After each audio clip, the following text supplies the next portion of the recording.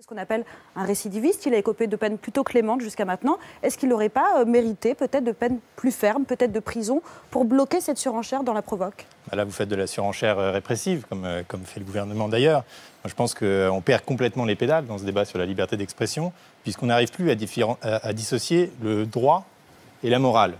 Quand les gens disent « les propos de Dieudonné sont intolérables », oui, ils sont intolérables. Alors, répondons-lui, argumentons, invitons-le sur les plateaux, expliquons en quoi ses idées sont nulles.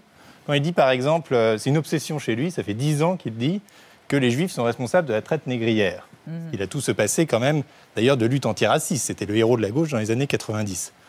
Pourquoi est-ce que, au lieu de débattre mais de ça a été le cas. l'interdiction... Il a été invité sur les plateaux télé pendant de longues années. Réinvitons-le alors, au lieu de débattre de l'interdiction, des propos de... Ah ben non, c'est l'interdiction qui ne marche pas, puisque vous voyez que là, il a procès sur procès. Lui-même d'ailleurs fait des procès à d'autres, puisque Dieudonné fait des procès à Fogiel, fait des procès à Valls. Donc tout le monde s'entrefait des procès. Klarsfeld, qui voulait faire un procès à Dieudonné, est lui-même mis en examen pour un propos sur les jeunes de banlieue au nom d'un délit apparemment de discrimination contre les jeunes de banlieue.